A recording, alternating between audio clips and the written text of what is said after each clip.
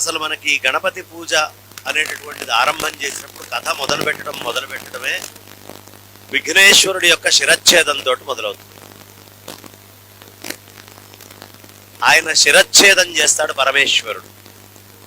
దీని వృత్తాంతం ఏమిటి అంటే, పార్వతీ అమ్మవారు భర్త తిరిగి వస్తున్నాడు కదా అని ఎదురు చూస్తూ చక్కగా నలుగు తీసుకొని భర్త కోసం శుభ్రంగా తయారై చాలా ఇదిగా పద్ధతిగా ఉండాలి అని. అంటే ఇవాళ రోజులాగా కాదప్పుడు.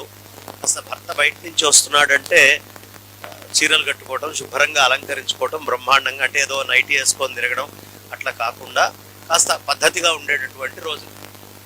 అందరూ ఏం చేశారయ్యా అంటే, ఆయన వస్తున్నాడు కదా అని మొత్తం కైలాసం అంతా బ్రహ్మాండంగా ఏర్పాట్లు అవుతున్నాయి. అమ్మవారు స్నానం చేశారు. చేసేటప్పుడు ఆ నలుగు చూసి ఈ నలుగుకు ఒక రూపం ఇస్తే బాగుంటుంది అనుకొని రూపాన్ని తయారు చేసింది ఆవిడ. చేసి ఆ రూపములో వాళ్ళ నాన్నగారు ఆవిడకి విఘ్నేశ్వర మంత్రాన్ని బోధించాడు. హిమవంతుడు పెళ్లి కాకముందే ఆ విఘ్నేశ్వర మంత్రంతో ఈ చేసిన నలుగు రూపం నచ్చి ఆవాహన చేసింది. అంతటా నిండి ఉన్నటువంటి విఘ్నేశ్వరుడు ఆవిడ ఆవాహన చేసేటప్పటికీ ఆ మూర్తిలోకి వచ్చి కూర్చున్నాడు. అంటే ఆవాహన చేస్తే రావాలిగా. ఇప్పుడు ఇక్కడ మనం పెట్టుకున్నాం, చక్కగా మూర్తిని పెట్టుకున్నాం, బ్రాహ్మడు వచ్చాడు, ఓం శుక్లం శుద్ధం ప్రజ్ఞానం అని ఆవాహనం చేస్తాడు. వెంటనే ఎక్కడ ఉన్నా గణపతి యొక్క శక్తి ఆవాహన చేయంగానే విగ్రహంలోకి వస్తుంది.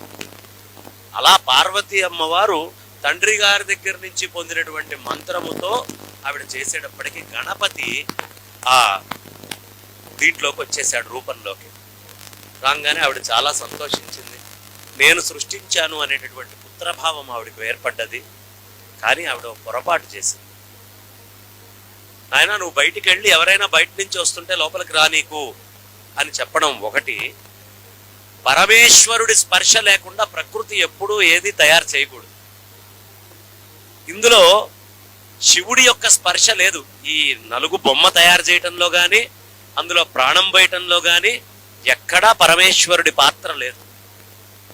లేకపోయేటప్పటికీ పరమేశ్వరుడు ఇంటి ముందరకు వచ్చాడు. ఈ పిల్లవాడు లోపలికి పోనివ్వలేదు. కారణం ఏమిటి అంటే ఈశ్వర తత్వము ఆయన ఇంకా పెద్ద పట్టించుకోలేదు అక్కడ. దాంతో ఓహో, పరమేశ్వరుడి స్పర్శ లేనటువంటి, పరమాత్మ స్పర్శ లేనటువంటి ఒక రూపాన్ని పార్వతి తయారు చేసిందని గ్రహించాడు. అది ప్రకృతికి విరుద్ధము, ప్రకృతి ఎప్పుడూ చేయకూడనటువంటి పని అని ఒక్కసారి శిరచ్ఛేదం చేశారు. చేసేటప్పటికి పార్వతి లోపలికి వెళ్ళారు, మాటలు మాట్లాడుకుంటున్నారు. పార్వతి అమ్మవారు అడిగింది, ఆ మాటల ముచ్చట్లో ఎవరా పిల్లవాడు అని ప్రస్తావన వస్తే, అవును స్వామి, ఇలా నలుగు పెడుతూ తయారు చేశాను, అయ్యో అతని శిరచ్ఛేదం చేశానే నేను ఆపితే అని చాలా బాధపడిపోయింది. కాదు స్వామి, మీరు ఎలా అయినా సరే మళ్ళీ పునః ఆ ప్రాణ ప్రతిష్ఠ చెయ్యాలి.